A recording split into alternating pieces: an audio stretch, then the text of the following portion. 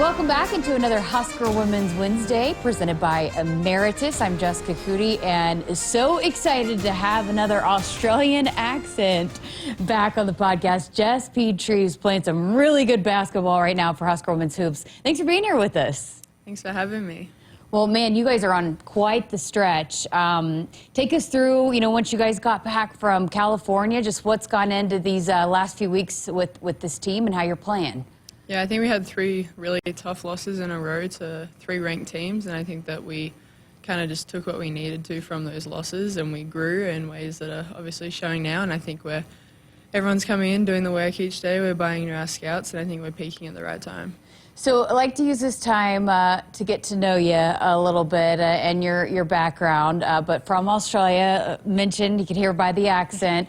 Tell us, how did you first get into playing basketball? What kind of drew you to the sport? So both my parents were professional basketball players, so I didn't really have a choice. At like 4 years old, I was enrolled in a little program back home called Aussie Hoops. So I think it was like every Saturday morning I'd go and try and dribble the ball around. And so like from then it was always kind of just something I did as a kid growing up. I was always playing basketball, and like my siblings now play as well. So no one really had a choice in my family, but it's lucky we all love it. So that's how I got into it. That's great. So you, we were talking before we started recording, school ball's not really that big. So what was the process of you playing basketball, becoming good enough, and then deciding maybe you wanted to play collegiately in the United States? Yeah, so I kind of had a unique pathway, similar to Jazz. I left home at like 16, so back home we don't have high school basketball. We play for like club, and then you will trial for your state team, and then that state will then go play at a national tournament. And so I played for Queensland, and at a national tournament I had Kristen Veal, who was the head coach of the Centre of Excellence at the time, kind of reach out to me after and offer me a scholarship to finish my like schooling and basketball like down in Canberra.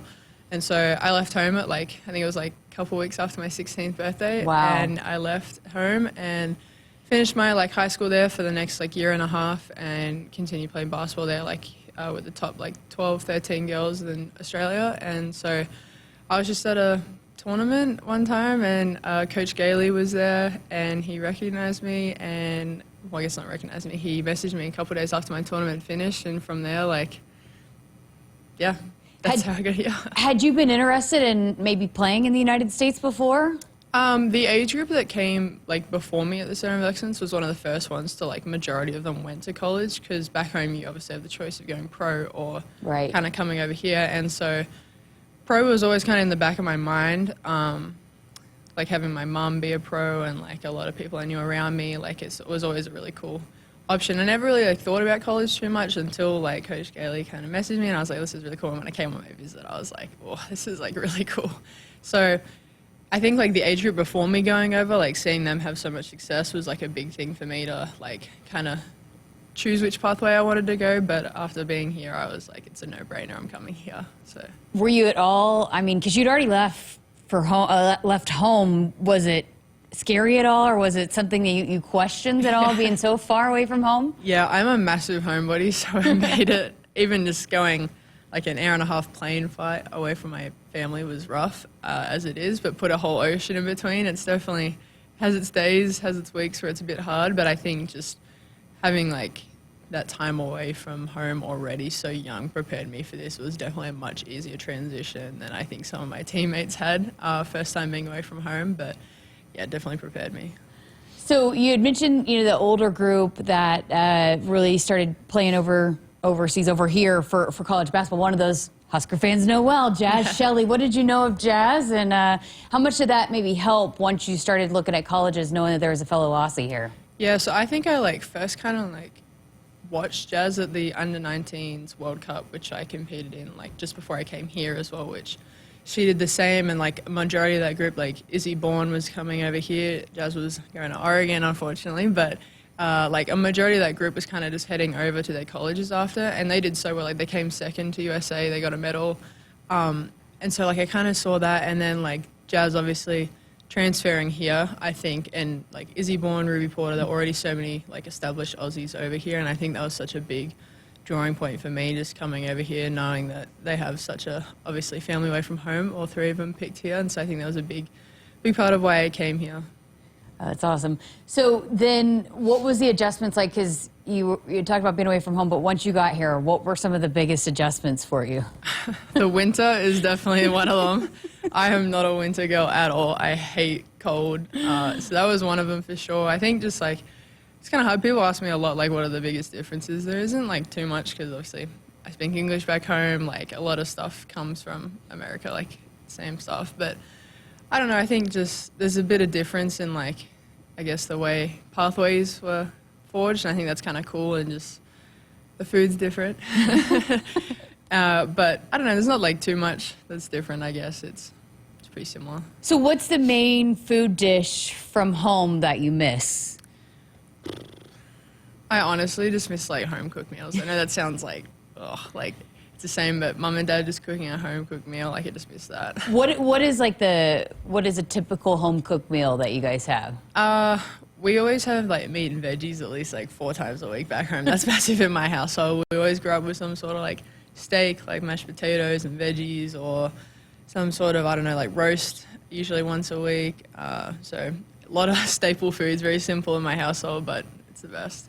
So you were playing at, some of the highest levels for Australia. When you got here in last year and you got a feel for it your freshman year, what were some of the things you took away from your freshman year that you've been able to carry over here into your sophomore season? Yeah, I think, obviously I kind of grew up playing like FIBA basketball. It's very like kind of European, I guess.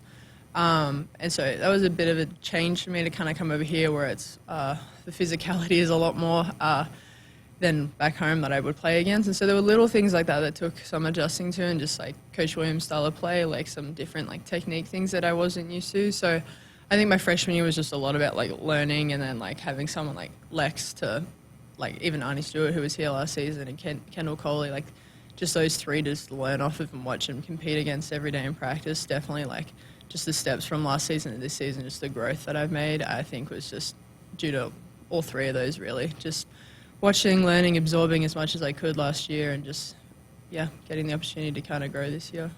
So then how much confidence are you playing with now, and just, this stretch that you're on, you're playing some of your best basketball. What's gone into that here over these last few games? Yeah, I think just, like, unfortunately, with Nat going down, I think, like, a big part of it is just playing for her.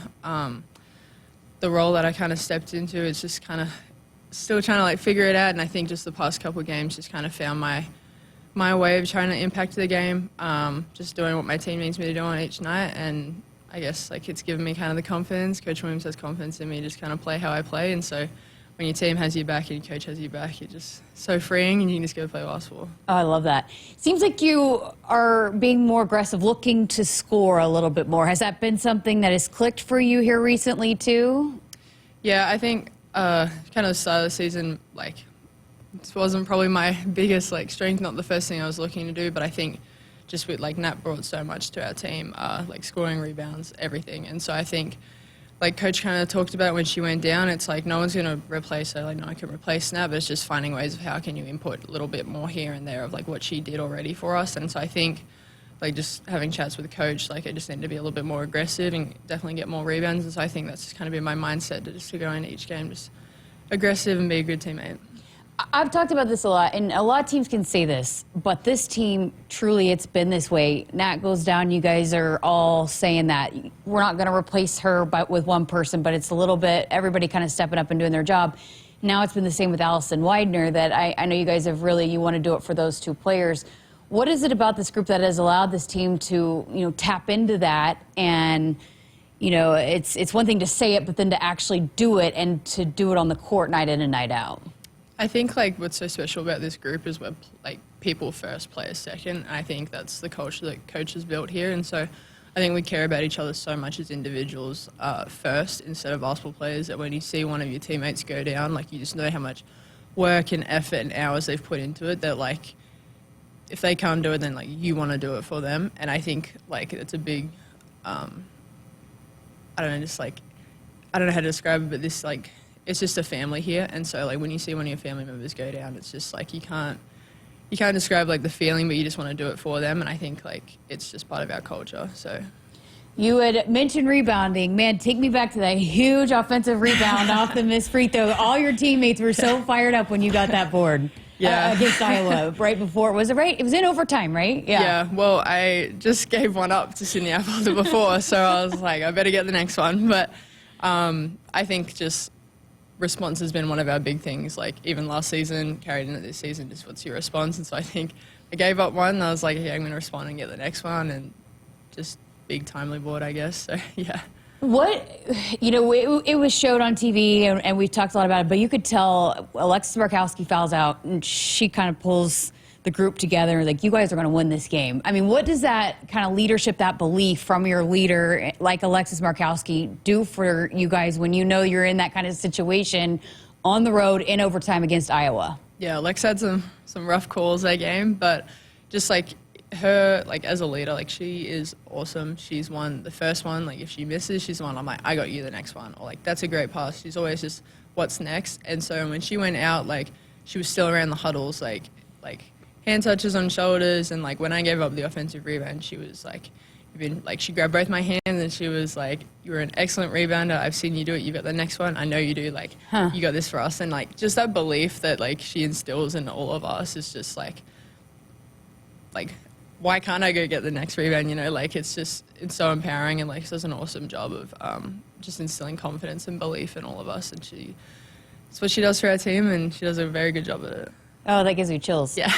To also play with someone like Britt Prince, who's so good, you can step out and shoot the three. Just with the pick and roll situation, you guys seem to have really done a good job at getting really good at that. Same thing with Lex. And what does that do as someone that plays your position to have a guard like Britt who can open that kind of stuff up for you guys? Yeah, she makes it so easy to play with, because you either got to try and defend her, or then it opens everything up for everyone else. And so she's so tough. Like the past couple of games, my goodness, like as a freshman to come in with that confidence and just knock like every shot down is just incredible. And she's an awesome person, so I think it's even more special when she kind of comes out and has her moments. But yeah, she just opens the floor up for everybody, because if you don't defend her, then like she scores, and if you do defend her, then she's got excellent vision and she has excellent passing abilities, and she gets everyone else shots. You know what? Not just her, but Petra, Maya. How big have the freshmen been for you guys this season? Huge. Our freshmen have been awesome. I think, like, we knew Maya already, but then Pete I guess I say Petra, her nickname's Pete. With the late addition, like, I think it's cool, like, having another international, obviously. Like, I know her style of play pretty well, and just, like, we have a good connection, and just Maya's been huge, had some massive, like, rebounds in certain games, like, almost pretty much double-double against Iowa, and just she's been huge. I think both our freshmen have just come in ready to learn, like ready to grab opportunities with two hands, and they're even better people, which makes it more special when they have their moments. You look at you, Logan Nisley, sophomores, those three freshmen. There are moments when there's a lot of young players on the court that you guys have, like you said, responded. What has made you guys, even at such a young age, ready for some of these big moments that you've been thrown into here over this last month or so?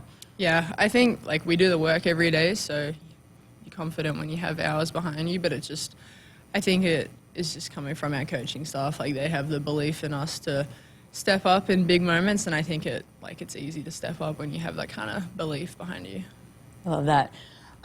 The ability to step out and hit some outside shots, all of the bigs can do that for you guys. All the posts can step out and stretch the floor. How important is that? Was that something you always felt like you could do, or having the freedom, I guess, to do that? How nice is that as someone that plays your kind of role?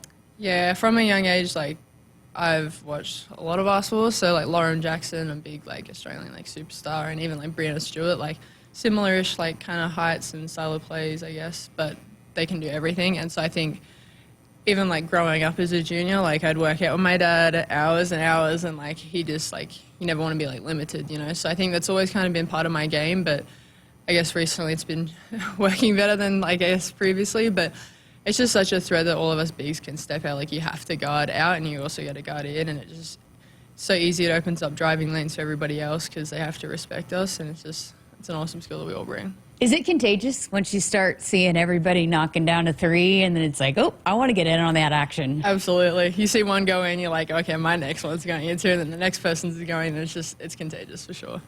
You had mentioned both your parents being professional athletes, and you didn't really have a choice. But what was that like, having two just great basketball players that you grew up under playing the sport?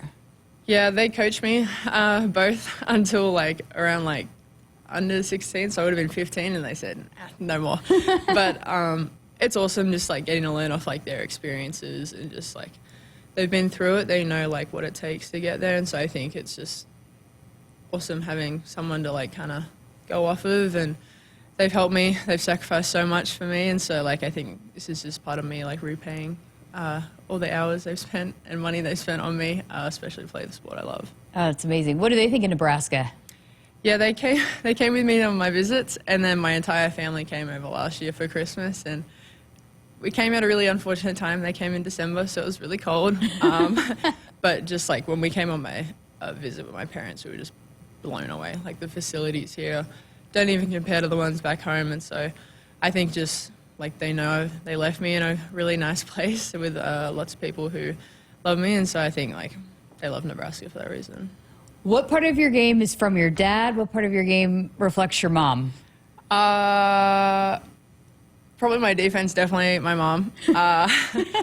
But I guess like I have like people always joke my dad like loved a fadeaway, and I love a fadeaway, so my family always jokes that when I do it, they're like, still trying to be dad, or like that's dad's move. And so I guess like, yeah, I'd say my IQ comes from my mom too, but I can't tell dad that. So I love that. So did you watch much basketball over here in the States, you know, growing up, or who were some of you mentioned, you know, some of the idols that you looked up to, but who were some of the players that you looked up to growing up?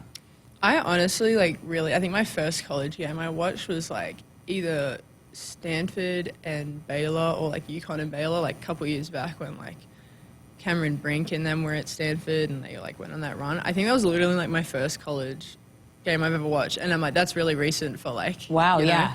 I did watch a little bit of WNBA like kind of growing up. There were a few like Aussies over here that were kind of playing. I definitely watch a lot more now than I did, but I guess like growing up, like Lauren Jackson was a huge kind of like inspiration for me. Like she was incredible career. She's extremely decorated, and I think just like her ability to kind of do everything at her size was something I was like, that's so cool. Like I want to do that when I'm older. And so I think she was one that I kind of, I guess, modeled stuff off, I guess. But yeah.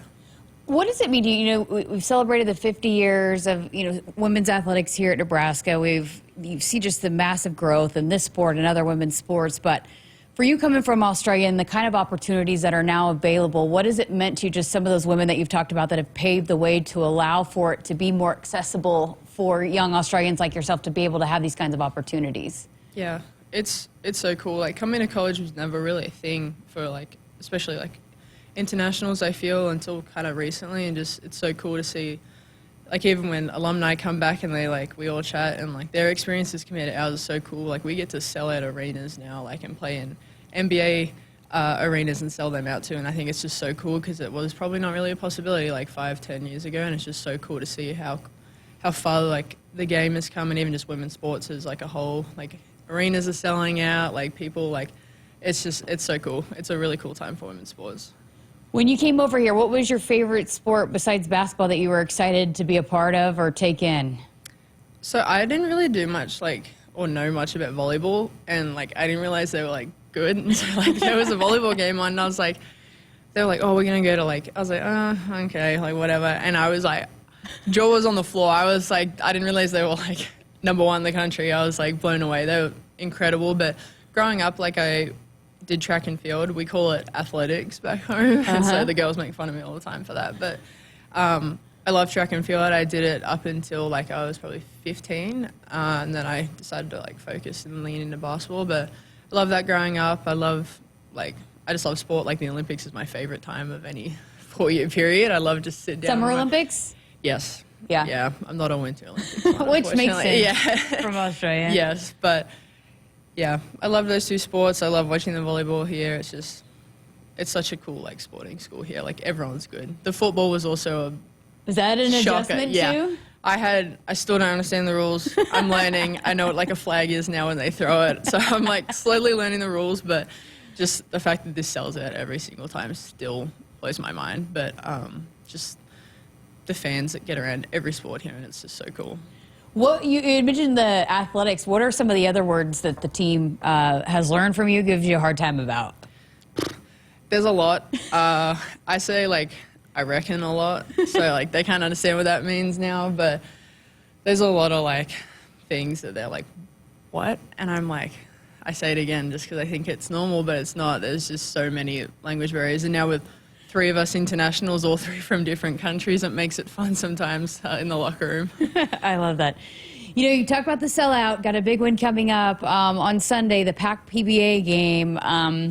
You know, how important is that for you guys to run out against an opponent like Ohio State to see a Pac PBA rocking for you guys? Yeah, it's always cool. Husker Nation does a great job every game in, game out of putting people in the arena, but I think this game's always extra special just because it's packed, it's awesome, it's nice to have people, that many people cheering for you than against you.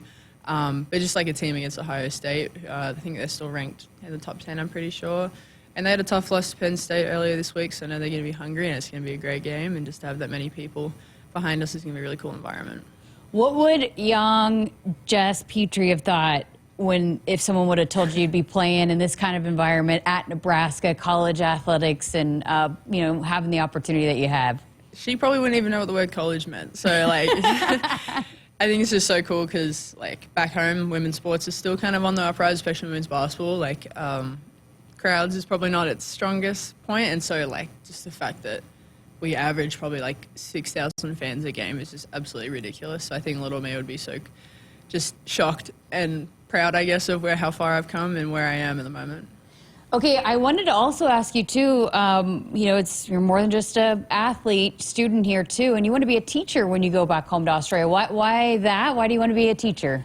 My parents are both teachers as well, so really I'm just copying them in like everything I do. But just like I've kind of, like I love kids. I have 3 younger siblings, so I'm basically the 3rd parent, and I just love being around kids. And like I'm a really like, we do like the Clifton Strengths thing here, and I'm like, I have like developer, empathy, like all these other like relationship building skills. And any test I've ever done, like trying to decide my major here, it said that I should always help people. And so like I love kids, I love helping people, and so like put 2 and 2 together, and that's teaching. And like just seeing my parents and kind of like back home, like it's a great lifestyle job. You get 2 weeks at every 10 weeks of work, and then you get your big summer break, and so just a great lifestyle job. And I love helping people, I love kids, so it just kind of seemed like a really good fit. I love that. Well, speaking of kids, how is it when you walk out after whatever game and you got all these little girls wanting autographs from you guys? Yeah, it's a lot, but it's just so cool to see how many people come and just think,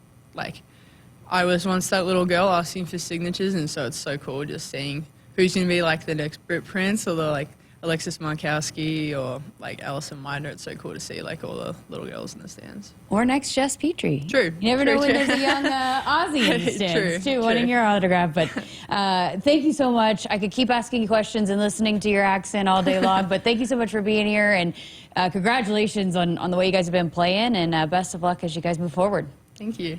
And that is Jess Petrie with Nebraska Women's Basketball joining us here on Husker Women's Wednesday, powered by Emeritus. Emeritus is proud to power this podcast and all of Husker Women's Sports. Thanks for listening and watching. And as always, make sure you subscribe and like wherever you listen to never miss an episode right here on the Huskers Radio Network podcast.